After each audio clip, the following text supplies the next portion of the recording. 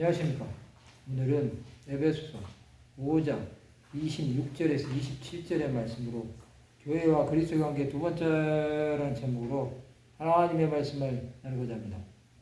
본 말씀은 이는 곧 물로 씻어 말씀으로 깨끗하게 하사 거룩하게 하시고 자기 앞에 영광스러운 교회로 세우사 티나 주름 잡힌 것이나 이런 것들이 없이 거룩하고 흠이 없게 하려 하심이라.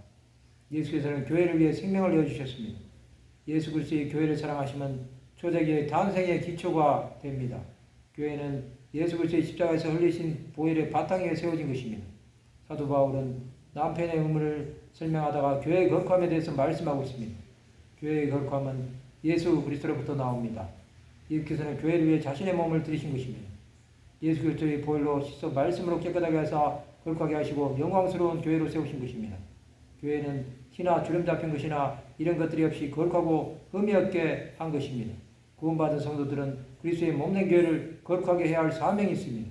성도가 거룩해지는 것은 하나님의 뜻을 이루는 것입니다. 교회가 거룩해지는 것은 하나님의 성품을 닮아가는 것입니다. 하나님께서는 거룩하고 의로우신 분이십니다. 이 땅의 교회는 완전할 수 없습니다. 그러나 영원한 하나님 나라의 모형을 이 땅에서 이루어 가야 할 의무가 성도들에게 있는 것입니다. 이 땅에 있는 성도들이 거룩해지기 위해서는 죄를 멀리해야 합니다. 그것은 날마다 그리스도의 보혈로 죄를 정결하게 씻어야 합니다. 또 예수와 함께 죽고 다시 사는 경험을 해야 하는 것입니다. 거룩해진 교회는 세상에서 빛과 소금의 사명을 감당해야 합니다. 교회가 이 사명을 감당할 때 세상은 하나님의 살아계심을 보게 될 것입니다. 이스라엘 백성들은 죄를 씻기 위해 1년에 한 번씩 대속죄를 가졌습니다. 대제사장은 백성들의 죄를 지고 지성소에 들어갔습니다. 하나님께서 죄를 속죄하시면 대제사장이 지성소에서 살아나왔습니다. 그만큼 거룩함은 하나님의 뜻을 이루기 위해서는 필수적인 것입니다. 하나님 앞에 거룩해질 수는 없습니다. 그러나 성도는 거룩한 삶을 살기 위해 세상과 구별되어야 합니다.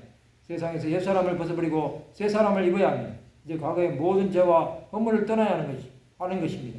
예수 제자들 끝까지 사랑하신 것 같이 교회 공동체는 사랑의 실천을 통해 주구하는 영혼들을 섬겨야 합니다. 그들은 보이지 않는 하나님을 성도들을 통해서 보아야 하는 것입니다.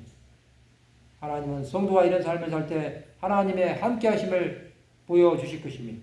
예수께서 다시 오실 때까지 거룩한 삶을 살아가는 하나님의 백성들이 되어야 합니다. 그래야 함으로 하나님의 뜻을 이루시기 바랍니다. 말씀을 마치고자 합니다. 주 예수 앞에 거룩하고 흠이 없는 삶을 살아가는 하나님의 백성들이 되시기를 주님의 이름으로 축원합니다.